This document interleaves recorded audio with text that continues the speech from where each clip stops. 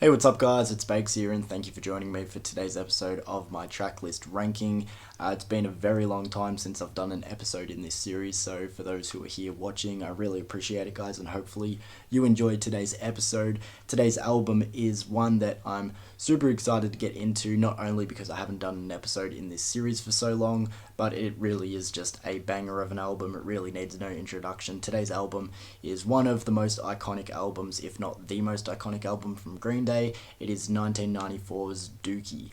So for those who maybe need a refresher of what the tracklist ranking series is, it's where I will take an album and rank its entire track list from my least favourite song to favourite song. So as I said, definitely a harder one to do because this album is very stacked, and as I said, super iconic. There are so many fan favourites, but then also just undeniable bangers to go through. So I'm super keen to get into this. If you want to know my thoughts on this album as an entirety, what I think of it just with overall vibes and my history with the album and what I give this album a score out of 10 with, check out my random album review of Dookie. I'll link it in the description below if I remember to do so. This is actually the first time I think ever I've filmed my tracklist ranking and random album review on a separate day. For no particular reason, I just had to duck out the other day, so I couldn't do my tracklist ranking at the same time. Normally I find it easier to just go back to back and punch it all out, but separate day, which is totally against the point here. So let's get into my track list ranking of 1994's Green Day album Dookie.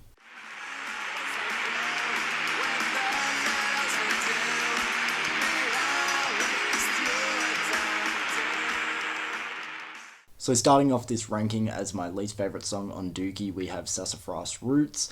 Hopefully I'm pronouncing the title of the song right. After all these years and growing up with this album, I've never actually double checked to know if I'm pronouncing the song title correctly. Hopefully I am.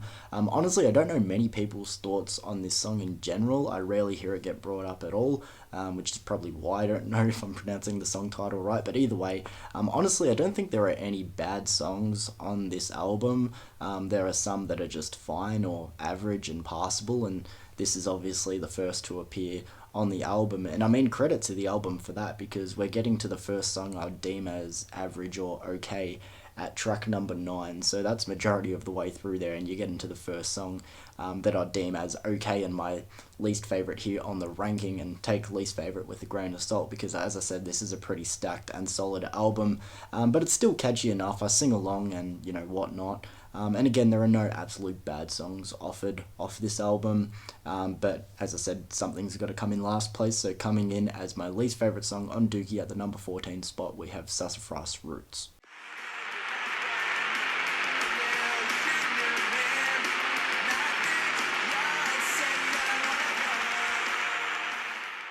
The track Enemies Sleepers comes in at my number 13. This is the second part to a back-to-back duo, comes off the end of the track Coming Clean, and this is the weaker and less memorable part for myself at least. Trust me, it won't be too long till I cover Coming Clean, because there are very similar talking points. There's not too much of a difference between the two tracks here. This song is short. It's like a minute 30, minute 40 at most, just off memory, so it doesn't overstay its welcome or anything like that. It's short, sharp, and does kind of what it needs to, I guess, gets in and out. It just happens to be one of the weaker songs in my opinion off this album, but like I said with the previous track, still really solid. I'll get to why Coming Clean is the stronger of the two back-to-back tracks here, and why that one is above Enemies Sleepers, but that's still to come. So coming in at number 13 for now is Enemies Sleepers.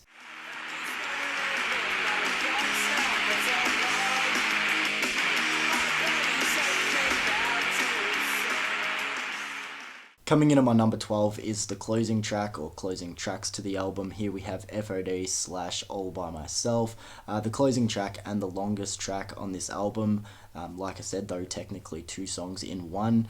We have a solid break of silence between the two songs as well, so saying that it's the longest track offered on this album, is also not saying much there when a minute of it is just pure silence. But we'll start with FOD. I actually really like the acoustic opening to FOD, and then the clean switch up to the full band. It's a short, sharp little song, like a lot of the songs on the back half of this album are, but it does its job. And then you get to All By Myself, sung by the drummer Trey Cool. It's a playful little fun closer, it's fine. Honestly, the story behind that song is the real MVP for me. I'm not going to tell you the story behind that song, that's something you can research yourself, but it's essentially like a little joke to close out the album, just a little melody, whatever. It's a hard one to rank because on one hand you've got FOD, which I said is genuinely not that bad. Yes, it's short, sharp, but it has a clean switch up from acoustic to full band, like I said. But then you tie it in with a song that's essentially a joke, a skit, a closer, and that's not me hating on it. I get something out of All By Myself every time I wait through that minute of silence, but that's what I mean. You've got a minute of silence between the two as well. So it's a weird one to rank. I feel like if I put it any higher, I'm sort of just kidding myself, but any lower, takes away something from FOD and the little kick that I do get out of All By Myself. So coming in at number 12 is the closer, FOD / All By Myself.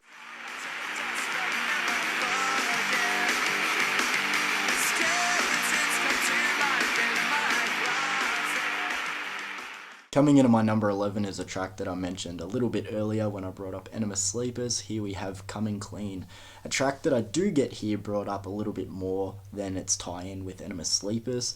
I know there are a lot of people who really, really dig this one, like potentially a top fiver for the album for themselves. And for what it is, it's solid enough. Again, it's very short with about a 90-second runtime. Yes, when you tie it in with Enema Sleepers, the two of them flow pretty smoothly in together and makes for a longer listen. But, for what it is standing alone, it's short, sharp, punchy, catchy, and I feel like it does what it needs to do. Of course, like I said, it leads into Enema Sleepers. But for what it is as a standalone, I've pretty much covered all I want to say. I think it is the stronger of the two efforts. So I'll just wrap it up there. My number 11 goes to Coming Clean.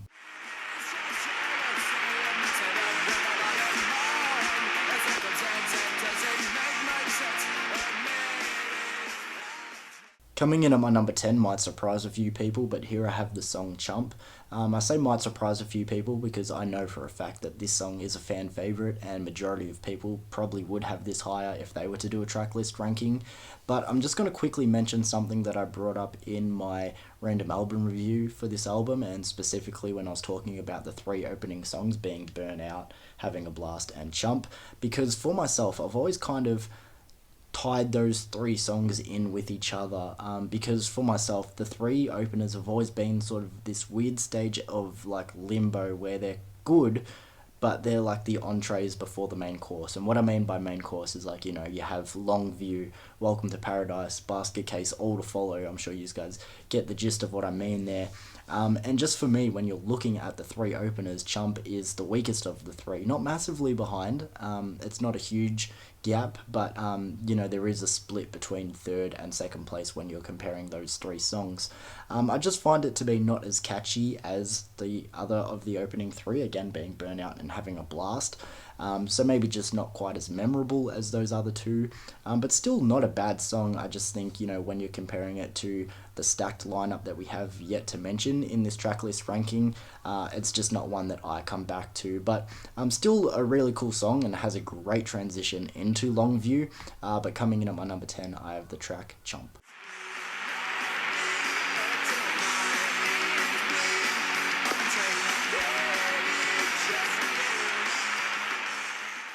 Coming in at my number 9, I have the track She. Now, I definitely know this will surprise a lot of people because everyone who knows this album pretty much holds She in such a high regard. And don't get me wrong, I still really like this song, and to me it's enjoyable, but maybe I just have never really got the hype for it as much as a lot of other people have. It's kind of like a song that is earlier on the album, being Pulling Teeth, where the song feels a little bit easier and more simplified, and that's not a bad thing at all, but I think Pulling Teeth is just the better example vibe-wise of that. But I think this is just a case of, it is a good song, there's just others on the album that I enjoy more, but I guess that is going to be harder for other people to understand since, as I said, She is such a massive fan favourite. But coming in at my number 9, I got to go with She.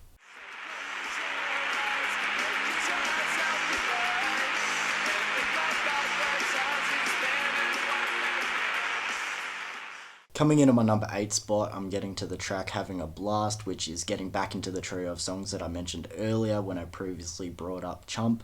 But this is one of the two that I do happen to like more. Now, obviously, Burnt Out is still yet to come, so there's no surprise that that's my favourite of the three openers. But it's not like when you're comparing Burnout and Having a Blast, Burnout completely sweeps this one out by a landslide. And I actually really like those two songs for very similar reasons, which I guess I'll save for when I do bring up Burnout, so I would keep this one short and sharp.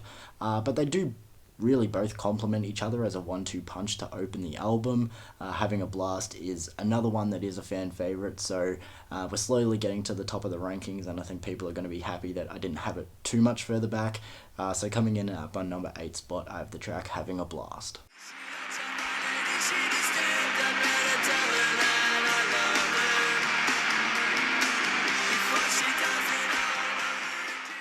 The track Pulling Teeth comes in at my number 7 spot. Now, this is the first song on the album when you're actually listening to it from front to back that kind of takes its foot off the gas just a bit to deliver an almost bluesy southern feeling track at a point, especially within the instrumentals and melody.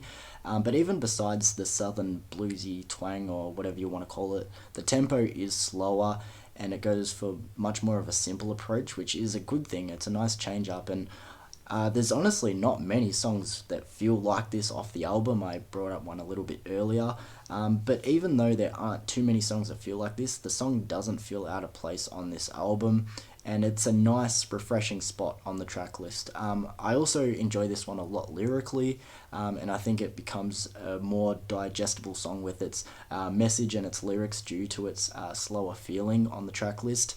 And to be honest, this is something that I also brought up on my random album review. Again, if you haven't checked that out, go check that one out. I'll link it in the description if I remember to do so. But growing up, I wasn't massive on this album. Like, I was very aware of it. I just didn't have it as high as a lot of other people. Mostly what I was coming back to in terms of this album were the well-known tracks, Welcome to Paradise, Basket Case, just to name a few. But Pulling Teeth was sort of the first song on the back catalogue that like really grabbed me and, was one that honestly had me coming back and, added to being a favourite of mine. So coming in on my number 7 spot is the track Pulling Teeth.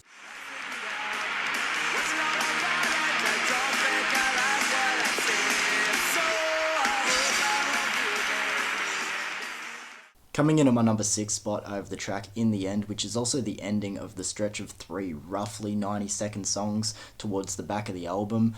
But In the End has always been sort of one of the album's hidden gems in my opinion. I would also probably throw Pulling Teeth, the previously mentioned song on this ranking, in that category as well. But those two have always been hidden gems for myself, even though this album gets so much universal love, so take hidden gem with a grain of salt. But such a fun, fast, energy-packed song, and I really like the unique melody in the verses in particular, and especially how it's sung with that melody. The more over time throughout my life this album has become more familiar to me, In the End has always surprised me with how it still manages to grow on me more and more over time still. And if I had to nitpick, honestly, I kind of wish out of any of the songs on this album, this one was a little bit longer, but it's whatever. It fits the tone of what's going on in the closing bit of this album, where the songs are all short, sharp, in, out, doing their job, and moving on to the next. So coming in at my number 6 spot is the track In the End.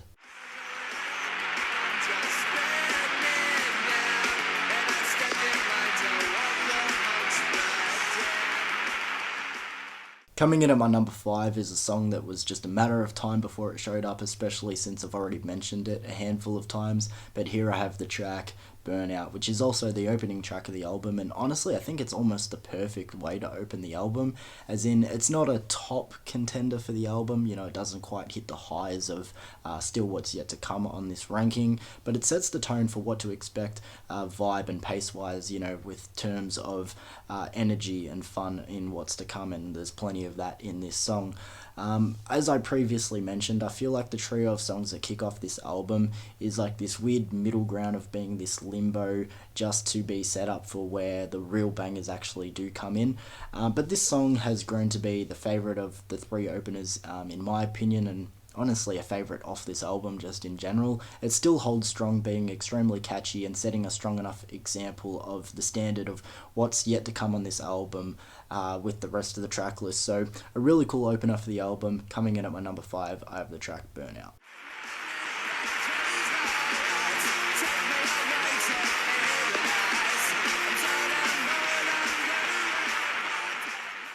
Coming in at my number 4 spot is the first song that I'd kind of consider to be a big song from this album. And what I mean by that is, you know, the term fan favourite can't be used because this album is covered in fan favourites. But I say big song because even if you're not a fan of Dookie or just Green Day in general, I feel like most people are aware of a song like Longview. And as I said, it's a fan favourite and a big song for so many reasons, but who would have thought it came from a song about masturbating, which is just fucking crazy. But this song has got so much going for it, and everything pretty much works on this song, honestly, from the opening bass line, which is just so iconic and definitely one of Green Day's best of all time, and just well done from the transition from the song Chump, which I brought up earlier, to Longview. It's just so fucking seamless. It's almost like it literally is one song. Tracing back to what the song's about, listening to the words carefully, it's very fun and clear. Just again, a song about masturbating. Who would have fucking thought? Out of all the bigger songs that I, quoted with big songs from this album, this is also the one that's grown the most on me over time. When I was real young, honestly, I didn't really care much for this song just in general. But I was a dumb kid, so who gives a fuck on what I thought? Honestly, it probably was just me not knowing what the song was about and then just clicking one day. But coming in at number 4, I'm just going to leave it there. The track Longview.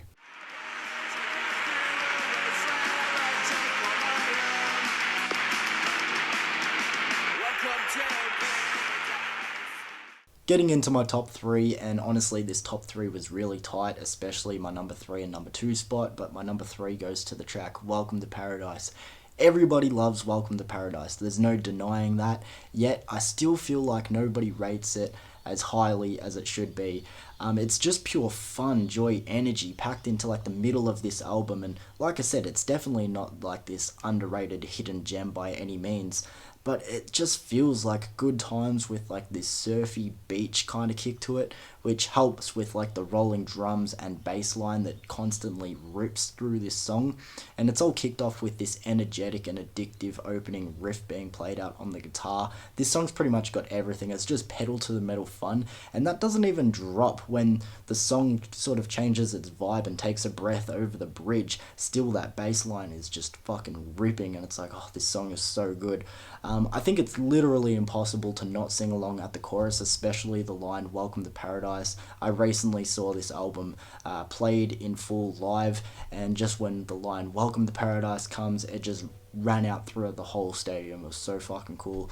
Honestly, there was a chance on any other day this would have taken my number 2 spot. I'm not so sure about my number 1, but today just wasn't that day. So coming in at my number 3, I have the track Welcome to Paradise.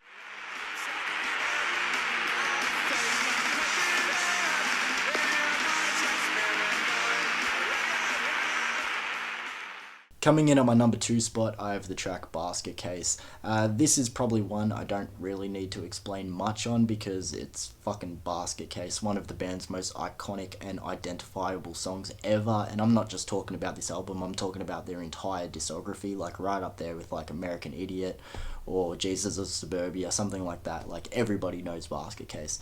The only thing I probably need to explain is why it's not my number 1, because I think majority of people, if they were to do this list, they would have it as their number 1, and if people were putting bets on what my number 1 would be, I think most people would say Basket Case. But just to keep my response as simple as I can, 1, this is my list, and also there's just another song that I happen to like more than Basket Case, which is crazy because I can't deny how much I love Basket Case. It's just so fucking good. So what else is there to say about it? The iconic opening guitar and vocals, it's just, everybody knows, do you have the time? Like, it's like fucking gospel. Everybody knows that line. And then the whole band coming in together to just make this song an absolute banger. Gonna keep this one short and sharp. My number 2 is Basket Case.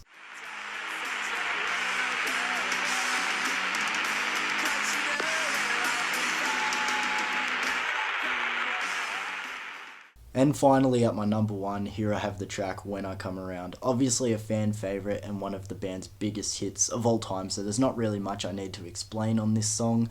But lyrically, my favourite and most enjoyable song off this album, just from that aspect. And again, a simple blueprint structure-wise and with its execution, but it's just still so impactful.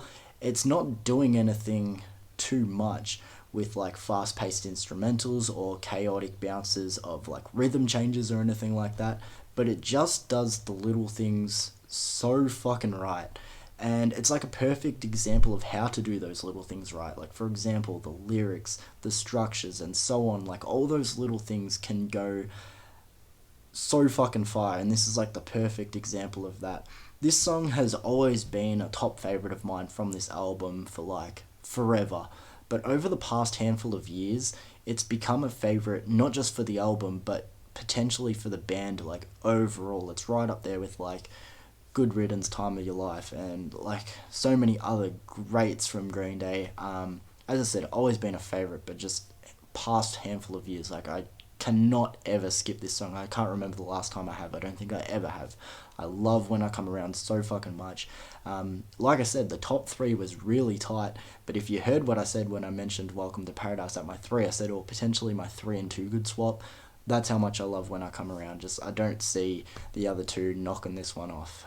Maybe if you could make an argument and convince me, but I just love this song too much. So coming in as my number one favourite song of Dookie, I have When I Come Around. So there we go, guys. Thank you for joining me on this return to my tracklist ranking, and as I said, a random album review for this album will be out at the same time, so check that one out if you want to know my complete thoughts of this album. But like I said, it has been a long time since I did an episode in this series and also in my random album series, so it was refreshing to get back into it. Hopefully you guys enjoy it. Let me know your favourite songs off of Dookie. I'm super excited to get back into this series. I haven't left it on the shelf deliberately for a long time. It's just sort of the way it worked out with time and having a busy first half of the year and everything like that. But like I said, I'm looking forward to getting back into the swing of this series and doing my random album reviews. As soon as I put Dookie back on the shelf, I'll pull up the random number generator, and whatever it lands on, that will be my next review and tracklist ranking that I'll get into. That's how it's always worked. I don't know when that video will come out, but hopefully it won't be such a big break in between episodes this time. But again, thank you for joining me, especially if you've watched the whole thing. If you've watched the whole thing, hit me up in the comments and I'll show you some love. Don't know how I'll do that, probably just a thumbs up, but that's how I show my love around here. So thank you for joining me, guys, and I'll see you for another video soon. Peace.